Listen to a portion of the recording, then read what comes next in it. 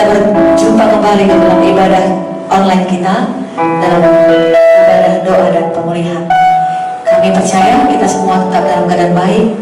Saya baik, Kak Cici baik, Firman baik, kameramen kita, Bapak Esther juga baik, dan semuanya kita tetap dalam kasih Tuhan. Amin. Kita akan memulai ibadah kita pada hari ini.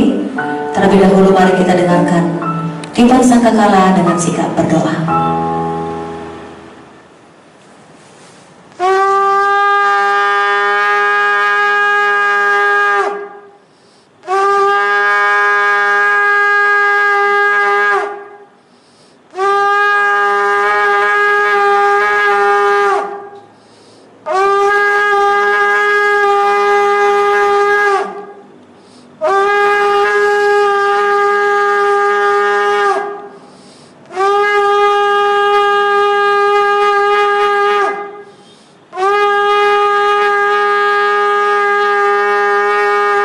Saudara terkasih dalam nama Tuhan kita Yesus Kristus, sebelum kita mulai ibadah kita, mari kita bersatu dalam doa. Kita berdoa. Allah Bapa kami yang bertahta di dalam kerajaan surga, Allah yang hidup, yang terus menemani dan menjagai kehidupan kami. Sungguh bersyukur buat kesempatan siang hari ini Tuhan. Engkau masih memberikan kami kesehatan, kesempatan untuk bisa mengikuti ibadah doa dan pemulihan. Sebelum itu ya Tuhan, tutup bungkus kami dengan kuasa darah-Mu. Semua harta benda kami bergerak dan tidak bergerak, dimanapun berada, ada dalam perlindungan Tuhan. Begitu juga harta benda Yayasan Sola Gracia, kami percaya semuanya ada dalam perlindungan Tuhan. Sebentar lagi Bapa, kami melakukan ibadah kami. Untuk itu semua yang bertugas, Tuhan pakai, urapi dengan kuasa Roh Kudus-Mu, sehingga tetap layak menjadi alat kemuliaan Tuhan. Terkhusus kami berdoa buat hamba-Mu yang sebentar lagi menabur firman-Mu. Engkau pakai dia Tuhan, berkati semua persiapan yang telah dia lakukan. Pimpinan Roh Kudus-Mu mengalir dalam hati dan pikirannya, sehingga firman Tuhan akan dia sampaikan, akan menghidupi setiap kami melalui firman itu ya Tuhan. Terima kasih Bapa. Dari awal pertengahan sampai selesainya ibadah doa dan pemulihan ini, kami percaya Tuhan tetap ada di tengah-tengah kami. Bahkan semua jaringan handphone, Tuhan yang berkati. Ini doa dan ucapan syukur kami serahkan semuanya ke dalam tangan pengasihan-Mu melalui Putra-Mu yang tunggal, Yesus Kristus, Tuhan dan Juru Selamat hidup kami. Sama-sama kita katakan, amin. Biarpun gunung-gunung beranjak, serta bukit-bukit pun bergoyang, tetapi kasih setia Tuhan tidak pernah beranjak dari mereka. Amin. Kami percaya Tuhan setiap janji-Mu bagi kami. Oleh karenanya kami bersuka cita, dan kami menyatakan sukacita kami lewat pujian ini.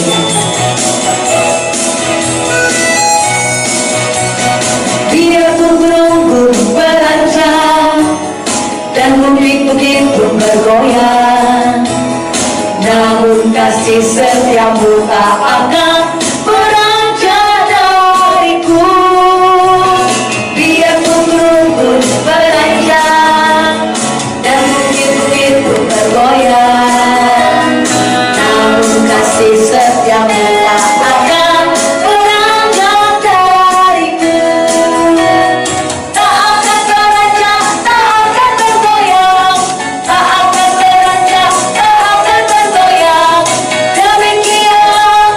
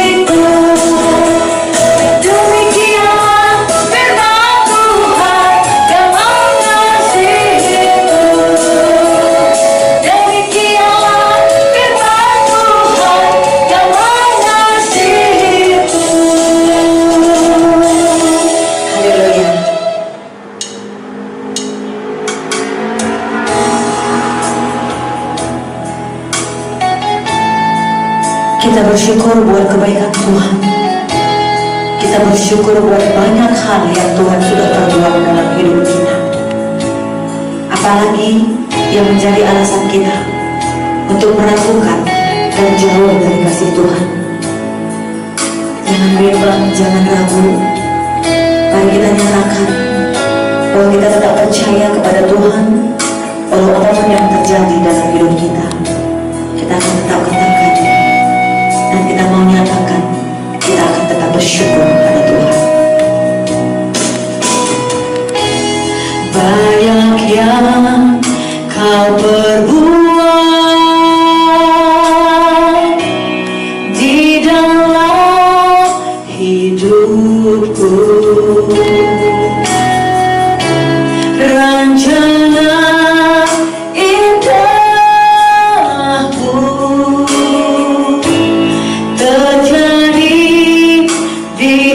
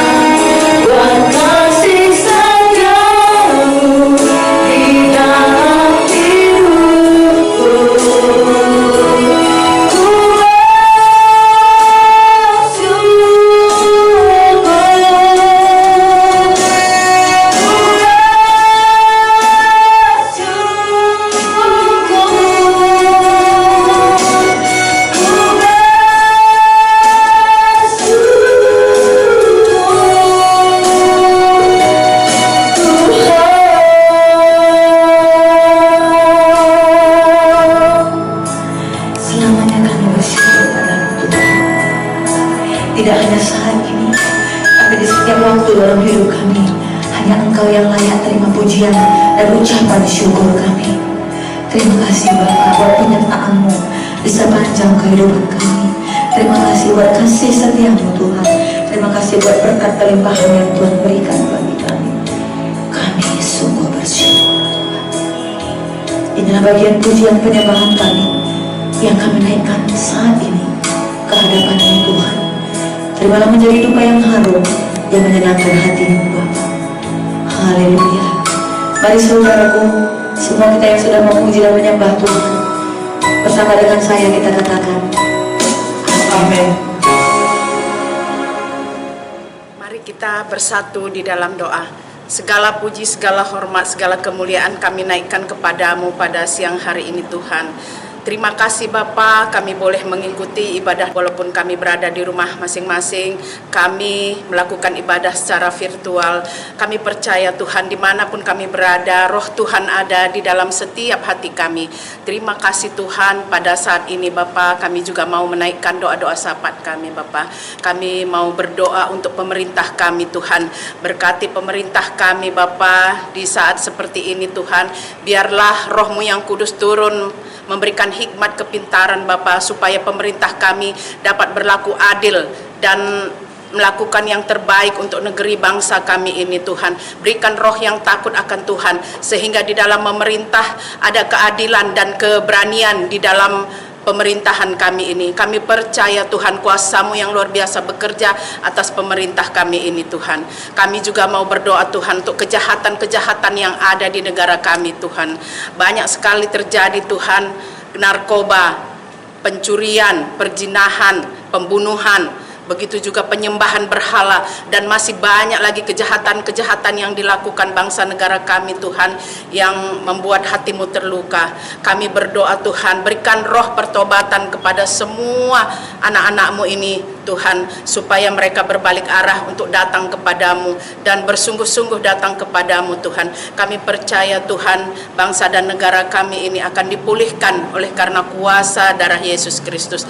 Terima kasih Tuhan Yesus. Bapa dalam sorga, kami juga mau berdoa karena bahan-bahan pokok yang saat ini sangat tinggi dan membuat banyak sekali rakyat Indonesia yang menengah ke bawah menderita Tuhan. Ini pun Tuhan kami mohon campur tangan-Mu Bapa. Kami mohon uluran tangan-Mu Tuhan. Engkau jamah hati semua pemerintah kami untuk mampu mengendalikan situasi seperti ini Tuhan.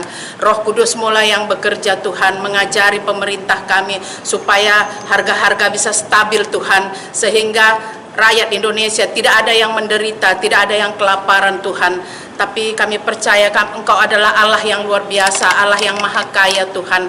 Engkau sanggup memulihkan keadaan kami Tuhan. Kami juga berdoa karena ekonomi bangsa kami saat ini Tuhan. Engkau yang memulihkannya Tuhan. Semua rakyat Indonesia ini Tuhan memperoleh sejahtera Tuhan yang datangnya dari Engkau. Berkat-berkat yang berkelimpahan yang datangnya dari Tuhan. Terima kasih Bapa. Inilah doa dan pengharapan kami Tuhan. Kami percaya Tuhan, Engkau sudah mendengarkan setiap doa-doa yang kami naikkan. Tepat waktunya nanti Engkau jawab doa-doa kami. Terima kasih Bapa. Kami datang di dalam satu nama yang indah dan berkuasa, Yesus Kristus penebus kami. Haleluya. Amin. Salam Bapak Ibu Saudaraku dikasihi oleh Tuhan. Saatnya mari kita mempersiapkan diri setelah kita memuji dan menyembah Tuhan lewat puji-pujian kita, lewat doa kita. tiba saatnya untuk kita menerima dan mendengarkan firman Tuhan. Oleh karena itu, mari kita terlebih dahulu berdoa. Kita berdoa. Tuhan Bapa kami yang bertahta dalam kerajaan surga, Tuhan yang kami muliakan, yang kami tinggikan, dan yang layak menerima segala pujian, penghormatan, pengagungan kami pada saat ini. Kepadamu kami bersyukur, sebab Tuhan memberi kami kesempatan boleh menikmati kehadiran Tuhan lewat ibadah ini. Dan saatnya untuk kami mendengarkan firman-Mu. Biarlah Roh Kudus menolong kami, menguasai hati pikiran kami, memberi kepada kami kemampuan untuk mengerti dan memahami kebenaran-Mu. Dan biarlah firman-Mu yang kami dengar pada saat ini, firman Tuhan yang menguatkan, meneguhkan, dan memimpin kami kepada kebenaran-Mu. Berkati kami semua yang mendengarkan firman-Mu Bapa. Berkati terlebih hamba-Mu yang menyampaikan kebenaran-Mu bagi kami semua. Di dalam nama Yesus Kristus Tuhan, kami berdoa dan menyerahkan pemberitaan firman-Mu. Amin. Bapak Ibu, saudaraku yang dikasihi oleh Tuhan, mari sama-sama kita melihat satu bagian dari nats firman Tuhan yang menjadi dasar khotbah kita dalam pertemuan ibadah kita hari ini. Saya mengambil ayat firman Tuhan dari 1 Petrus pasal yang kedua, ya, dari 1 Petrus pasal yang kedua ayat yang ke-16 hingga pada ayat yang ke-17. Ya. 1 Petrus pasal yang kedua ayat yang ke-16 hingga pada ayat yang ke-17. Demikian firman Tuhan, saya bacakan untuk kita semua. Hiduplah sebagai orang merdeka dan bukan seperti mereka yang menyalahgunakan kemerdekaan itu untuk menyelubungi kejahatan-kejahatan mereka. Tetapi hiduplah sebagai hamba Allah. Hormatilah semua orang. Kasihilah saudara-saudaramu. Takutlah akan Allah. Hormatilah Raja. Sejauh demikian pembacaan firman Tuhan. Diberkati dan berbahagialah kita yang mendengar, terlebih kita yang melakukan firman Tuhan ini. Salam bagi kita semua. Bapak Ibu, saudara-saudaraku dikasihi oleh Tuhan. Beberapa waktu yang lalu bangsa kita baru memperingati 77 tahun Indonesia merdeka dari penjajahan. 77 tahun bangsa kita merayakan kemerdekaannya. Dan tentu kita bisa menyaksikan, bahkan turut menikmati bagaimana kegembiraan kita semua sebagai bangsa Indonesia dalam rangka mensyukuri 77 tahun Tuhan mengaruniakan kemerdekaan bagi bangsa ini. Ekspresi itu berbagai macam, ya, mulai dari sifatnya yang formal seperti upacara-upacara bendera, termasuk juga di dalam perayaan-perayaannya yang dilakukan seluruh masyarakat Indonesia, mulai dari tempat-tempat yang begitu luas sampai kepada gang-gang yang sempit, bahkan sampai juga terjadi banyak penutupan jalan. Untuk apa? Untuk melakukan satu selebrasi perayaan kemerdekaan selama 77 tahun kita sudah merdeka. Tentu itu sesuatu kita syukuri, Bapak Ibu saudaraku dikasihi oleh Tuhan. Nah, Bapak Ibu saudara-saudara yang dikasihi oleh Tuhan, dimanapun saat ini kita berada, sesungguhnya merayakan kemerdekaan dari penjajahan bangsa-bangsa lain, saya melihat itu adalah sesuatu yang sangat-sangat wajar. Bahkan seperti apapun ekspresi perayaan itu meriahnya, itu adalah sesuatu yang sangat wajar. Mengingat apa? mengingat betapa menderitanya orang atau satu bangsa dijajah oleh bangsa lain. Betapa menderitanya bangsa kita dijajah oleh bangsa-bangsa lain, khususnya Belanda menjajah kita 350 tahun kurang lebih. Maka saya katakan barusan tidak salah, tidak berlebihan ketika kita merdeka, lalu kita sekarang merayakannya 77 tahun kita merdeka dengan berbagai, saya katakan tadi, semua ekspresi itu sesuatu yang sangat wajar karena begitu menderitanya memang bangsa yang dijajah. Tetapi Bapak Ibu Saudaraku dikasih oleh Tuhan, kita sebagai orang Kristen, sesungguhnya kita jangan hanya mensyukuri lalu mengekspresikan kemerdekaan dari penjajahan bangsa terhadap bangsa kita rayakan dengan luar biasa.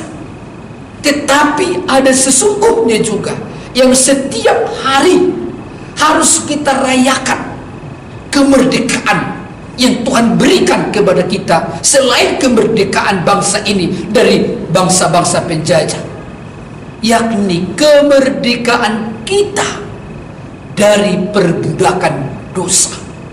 Ya. Kemerdekaan kita sebagai manusia ketika kita sudah di dalam Kristus dan Kristus ada di dalam kita melalui iman kita, penerimaan kita akan Yesus sebagai Tuhan dan Juru Selamat dalam hidup kita. Sesungguhnya di saat itu Tuhan mengaruniakan kepada kita satu kebebasan, satu kemerdekaan yang luar biasa, yakni kemerdekaan dari perbudakan dosa. Saudara-saudara, Bapak Ibu yang dikasihi oleh Tuhan, kenapa saya katakan juga hal ini jauh lebih berarti untuk kita pikirkan, untuk kita renungkan, untuk kita ekspresikan. Tadi saya sebut dijajah oleh bangsa-bangsa lain. Bangsa Indonesia memang mengalami penderitaan yang luar biasa, tetapi tidak kalah penting juga kita mau memikirkan dijajah, diperbudak oleh dosa, membuat kita, Bapak Ibu Saudaraku, mengalami kematian yang kekal atau keterpisahan dari Allah yang Maha Kudus.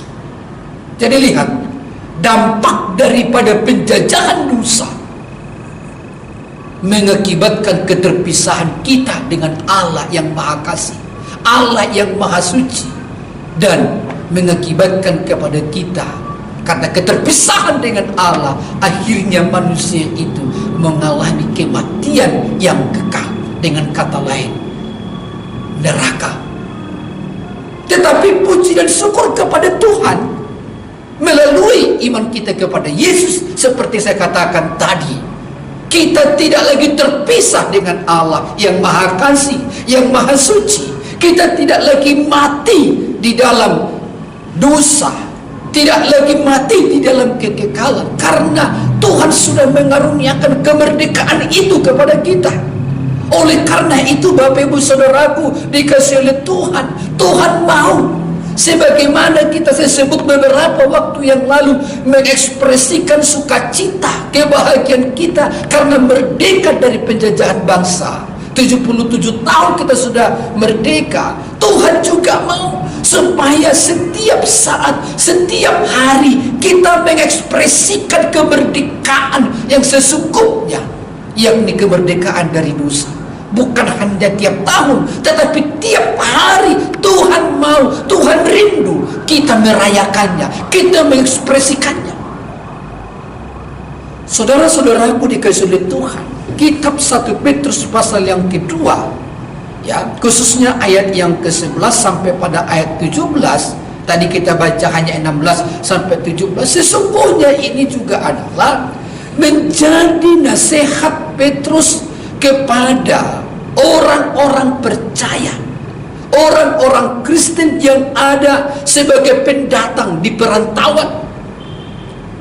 Bagaimana supaya mereka ada di tempat perantauan sebagai pendatang mereka di sana. Mereka menunjukkan hidup mereka. Mereka menunjukkan kualitas hidup mereka. Mereka menunjukkan perbedaan mereka di antara mereka yang belum menerima anugerah kemerdekaan dari Tuhan, yang belum menerima pengampunan dosa dari Tuhan, yang belum dibebaskan dari belenggu dosa karena mereka belum menerima Yesus. Tuhan mau orang-orang Kristen, mereka yang sudah menerima Yesus, mereka harus mengekspresikan keselamatan itu, mengekspresikan kemerdekaan dari belenggu dosa itu di tengah-tengah dan di lingkungan mereka-mereka yang belum merdeka itu. Nah, lihat Bapak Ibu Saudaraku dikasih Tuhan, apa yang harus mereka lakukan? Yang harus mereka lakukan, pendatang-pendatang sebagai pendatang baru, mereka perantau, firman Tuhan mengatakan bahwa hiduplah sebagai orang merdeka. Nah, hiduplah sebagai orang merdeka. Kamu ada di tempat di mana kamu sebagai pendatang, di tengah-tengah dan di lingkungan mereka yang belum mengalami kemerdekaan. Kamu harus dikatakan di situ hidup sebagai orang merdeka.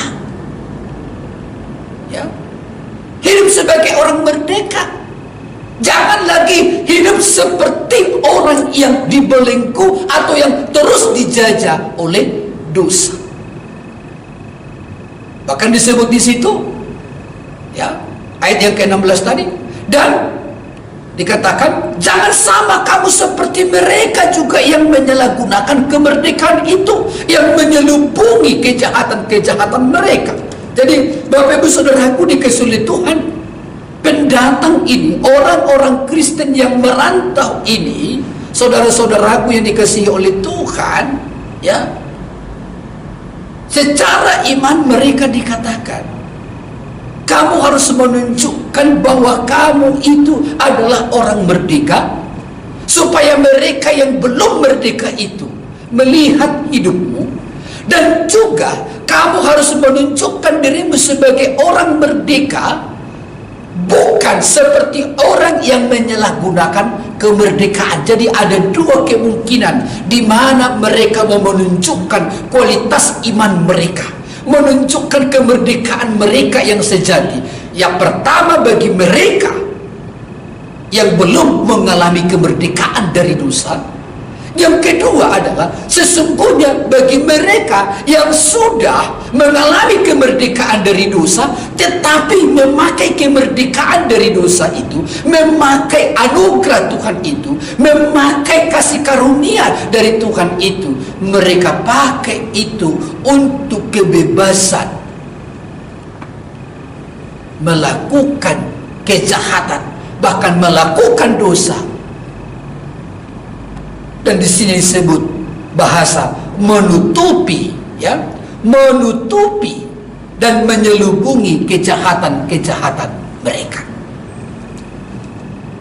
Bapak Ibu saudara-saudaraku dikasihi Tuhan, ini sangat penting dinasihatkan kepada mereka pada waktu itu, karena mereka diharapkan, Tuhan juga mengharapkan mereka menjadi berfungsi. Mereka boleh menjadi garam, mereka boleh menjadi terang, mereka boleh menjadi kesaksian tentang kemerdekaan yang sesungguhnya. Nah, tentu Bapak Ibu Saudaraku dikasihi Tuhan, lebih dijelaskan lagi di situ oleh firman Tuhan ini. Mereka mau hidup seperti apa? Ya. Seperti apa kesaksian yang harus mereka tunjukkan sebagai orang merdeka? Nah, jelas firman Tuhan mengatakan di situ, di ayat yang ke-16 masih di bagian terakhir, tetapi hiduplah sebagai hamba Allah.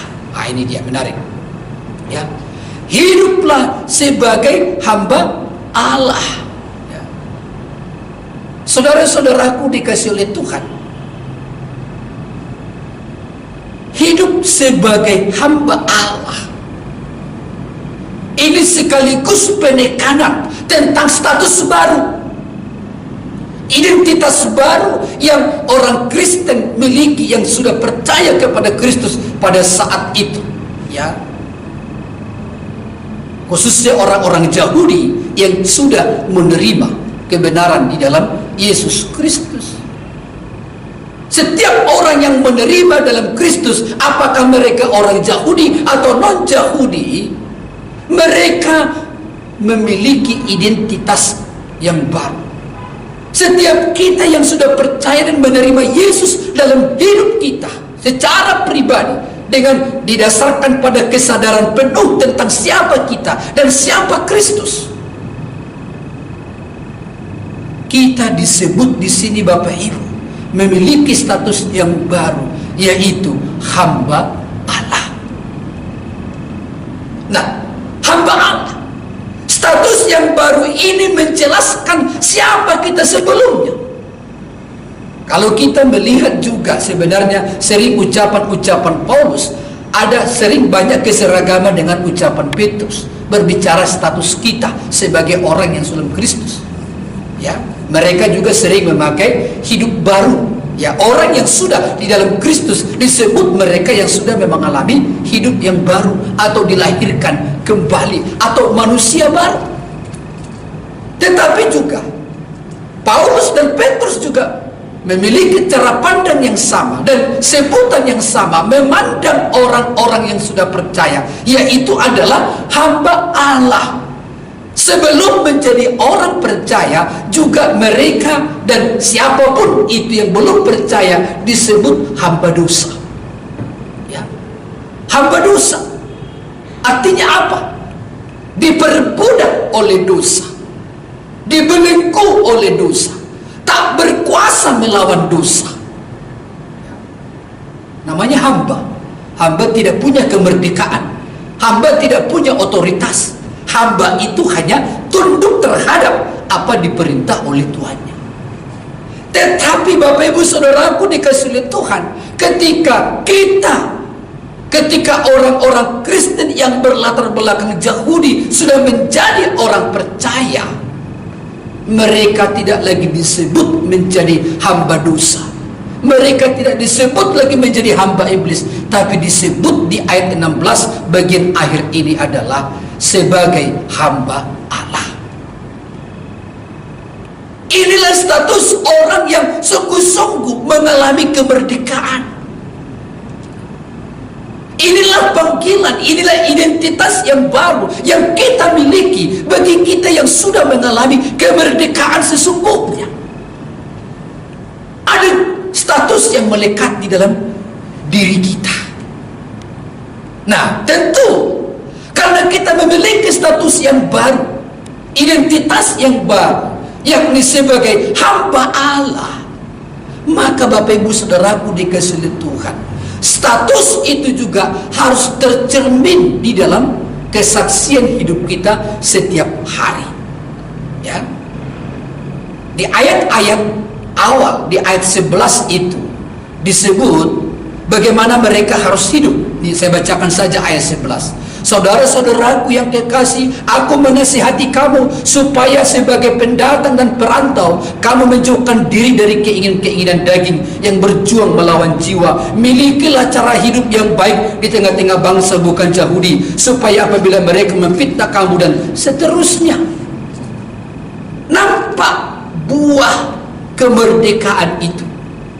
Ada hasil kemerdekaan yang kita peroleh oleh penebusan Yesus Kristus yang dilihat oleh orang lain. Saya melihat setidak-tidaknya menurut ayat 17 ini ada 4 yang harus nampak, ya, buah daripada kemerdekaan kita dari dosa, sebagai komitmen kita mengisi kemerdekaan itu, mengisi keselamatan itu. Pertama, di ayat yang ke-17 itu, buah daripada orang yang merdeka itu dalam mengisi kemerdekaannya adalah, pertama disebut di situ, hormatilah semua orang. Nah, itu dia. Ya. Hormatilah semua orang. orang yang sudah di dalam Kristus, yang dimerdekakan oleh darah Yesus Kristus. Buah yang harus tercermin dari hidup kita adalah bagaimana kita memperlakukan orang-orang yang ada di sekitar kita. Semua orang, Alkitab katakan tadi, menghormati mereka. Mengapa kita perlu menghormati semua orang sebagai suatu ekspresi buah daripada kemerdekaan itu? Kemerdekaan dari dosa itu, kemerdekaan dari perbudakan dosa itu. Karena Tuhan sendiri juga menghormati semua orang, menghargai semua orang. Sebab semua orang itu adalah diciptakan Tuhan tanpa terkecuali. Setiap manusia yang lahir dan yang ada di dunia ini, tidak ada kehadiran manusia di dunia ini tanpa sekehendak dan seturut dengan seizin Tuhan. Artinya dengan kata lain apa? Keberadaan manusia di dunia ini, bagaimanapun latar belakangnya, sukunya, agamanya, bangsanya, status sosialnya, di mata Tuhan semua yang Dia ciptakan itu baik dan bernilai. Maka kita pun sebagai orang yang sudah terlebih dimerdekakan oleh Kristus, kita harus sungguh-sungguh menghormati mereka, memperlakukan mereka terlepas dari segala perbedaan-perbedaan yang ada, terlepas dari sikap mereka terhadap kita. Sebagai orang Kristen, sebagai orang percaya, sebagai orang yang mengaku sudah mengalami kemerdekaan dalam Kristus, kita harus melakukan itu. Maka menjadi sesuatu yang sangat miris terjadi bagi kita, Bapak Ibu. Peristiwa yang terjadi di negeri kita barusan ini, terjadi penembakan seorang jenderal kepada anak buahnya yang notabene juga adalah sesama orang Kristen. Bagaimana dia bisa menghormati semua orang, menghormati yang sesama saudara di dalam Tuhan pun dia tidak bisa? Apakah ini cerminan? Apakah ini suatu ekspresi buah daripada orang yang sudah di dalam Kristus, yang sudah dimerdekakan dalam Kristus? Bercermin daripada apa yang Petrus katakan di sini kepada orang-orang Kristen yang ada di perantauan, sepertinya itu jauh api dari panggang. Karena tidak mencerminkan sikap menghormati semua orang. Bapak Ibu Saudaraku dikasihi Tuhan, kita pun Tuhan harapkan dan Tuhan rindukan seperti itu. Ya. Jangan kita mengaku sebagai orang Kristen, jangan kita mengaku sudah dibebaskan, dimerdekakan dari dosa, tetapi orang di sekitar kita justru melihat kita tidak seperti yang dikatakan Petrus. Malah kita membenci orang, malah kita tidak bisa menerima orang-orang di sekitar kita. Kita tidak bisa mengasihi mereka. Itu menjadi batu sandungan. Itu menjadi pertanyaan, benarkah kita sudah menjadi orang merdeka? Benarkah kita sedang mengisi kemerdekaan kita secara rohani itu dengan cara yang benar? Itu yang pertama, menghormati semua orang. Yang kedua, Bapak Ibu Saudaraku dikasihi Tuhan, buah daripada kita orang merdeka, buah daripada kita sudah mendapatkan status yang baru, yaitu sebagai hamba Allah. Kemerdekaan secara rohani ini harus kita isi selain menghormati semua orang. Katanya juga di ayat 17 di bagian yang kedua itu adalah mengasihi saudara-saudaramu. Mengasihi saudara-saudaramu ini berbicara hubungan sosial, hubungan darah, dan hubungan saudara di dalam Tuhan. Paulus juga mengatakan itu kepada jemaat di Galatia. Ya. Jemaat di Galatia di pasal yang ke-6 saya bacakan untuk kita sebagai referensinya, Bapak Ibu Saudaraku dikasihi Tuhan. Demikian firman Tuhan. Ya.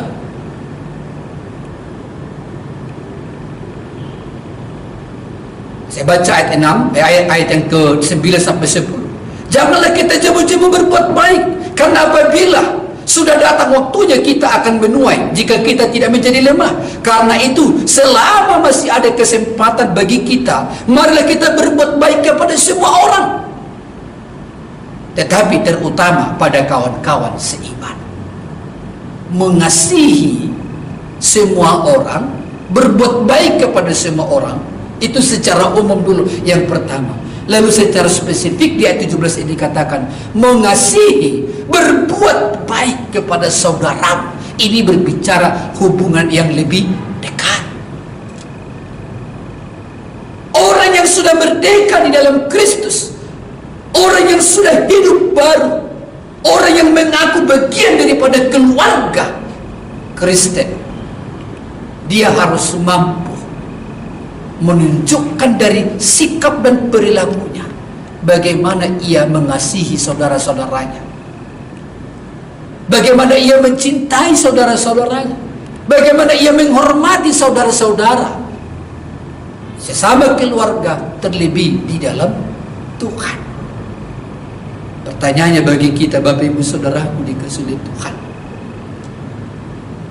sudahkah kita menunjukkan hal ini sebagai ekspresi kemerdekaan kita dari dosa? Ataukah kita hanya melekatkan identitas kita sebagai orang merdeka, sebagai orang yang sudah hidup baru itu hanya sekedar aksesoris saja, hanya sekedar sebutan saja, tetapi dalam prakteknya kita belum mampu mengasihi saudara kita, belum mampu mengasihi teman-teman seiman dengan kita, belum mampu mengasihi, mencintai teman-teman satu kelompok gereja, satu kelompok persekutuan, satu komunitas kekristenan kita, bahkan keluarga kita sendiri. Saudara, Bapak Ibu dikasihi Tuhan, ini adalah perenungan bagi kita. Sama halnya ketika kita merayakan kemerdekaan bangsa ini, kita juga perlu mengheningkan cipta secara rohani.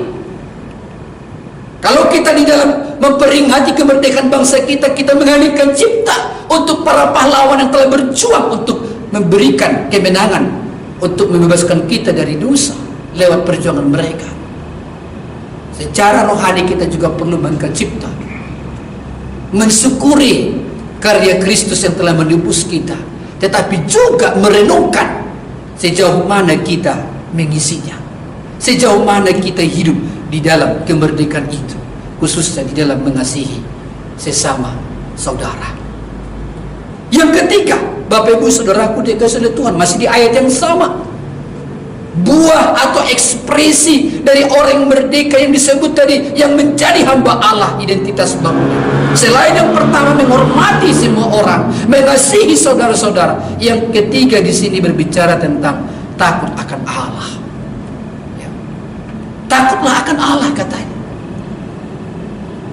Ini berarti Tuhan mengharapkan kita, Tuhan merindukan supaya di dalam kita mengikut Tuhan, mengisi kemerdekaan dari dosa, kita harus melakukan hal-hal yang menyenangkan dan mempermuliakan Tuhan, menjauhkan hal-hal yang tidak disenangi oleh Tuhan. Itu arti takut akan Allah. Takut akan Allah bukan menjauh dari Allah, tetapi takut akan Allah adalah melakukan apa yang Dia suka dan menjauhi apa yang Dia benci. Dan yang terakhir, yang keempat, Bapak Ibu Saudaraku dikasihi Tuhan, bagaimana ekspresinya? Bapak Ibu Saudaraku dikasihi Tuhan, orang yang merdeka itu di dalam Kristus, yang tidak lagi diperbudak oleh dosa, yang sudah berubah dari hamba dosa menjadi hamba Allah, selain menghormati semua orang, mengasihi saudara, menjadi takut akan Allah. Yang terakhir disebut di sini adalah hormatilah raja. Ya. Kalimat terakhir di situ, hormatilah raja. Saya ulangi lagi ayat 17, hormatilah semua orang, kasihilah saudara-saudaramu, takutlah akan Allah, dan terakhir hormatilah raja. Apa artinya? Ini berbicara, Bapak Ibu Saudaraku dikasihi oleh Tuhan, ini berbicara tentang pemegang kekuasaan di satu negara. Dengan kata lain, ini berbicara tentang pemerintah sebagai orang merdeka di dalam Kristus, sebagai orang yang sudah hidup baru, sebagai hamba-hamba Allah. Kita harus tunduk kepada pemerintah kita. Karena pemerintah kita, Paulus mengatakan kepada jemaat di Roma, karena pemerintah kita itu adalah wakil Allah di negeri kita ini untuk menyatakan kebenaran dan keadilan. Oleh karena itu, kita harus tunduk kepada Allah, yang itu dapat diwujudkan tunduk kepada raja, yaitu pemimpin-pemimpin di negeri kita ini. Saudara-saudaraku dikasihi oleh Tuhan, jangan kita menganggap bahwa yang harus kita hormati itu, yang harus kita tunduk kepadanya itu hanya kepada Allah secara iman. Tetapi jangan lupa hal-hal yang real sebagai pengejawentahan daripada iman itu. Tadi sudah disebut sebenarnya, mulai dari semua orang, saudara, tapi termasuk juga di sini adalah pemerintah kita. Oleh karena itu apa? Segala sesuatu yang baik dan benar yang dianjurkan oleh pemerintah kita untuk membuat bangsa kita ini untuk semakin lebih baik, semakin lebih maju, untuk mengisi kemerdekaan bangsa ini, kita harus turut mendukung di dalamnya. Mungkin kita tidak berbeda cara pandang melihat kondisi sekarang, mungkin kita sama. Yakni apa, Bapak Ibu sama? Kita sama-sama tahu bahwa bangsa kita sedang menghadapi tantangan yang berat. Persoalan COVID belum selesai. Negara kita masih berjuang. Belum lagi di depan itu ada ancaman krisis.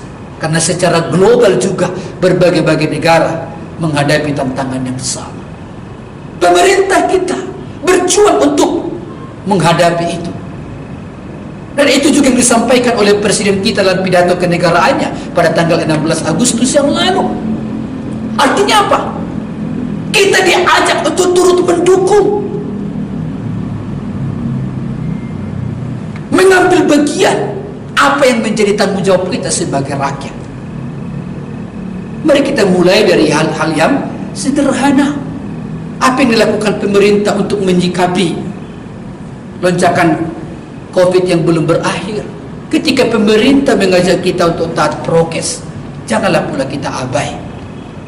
Ya, ketika pemerintah masih mengatakan kita masih wajib masker di tempat-tempat yang tertutup, di keramaian, janganlah pula kita mengabaikan bahkan menentang itu. Karena pemerintahlah raja kita.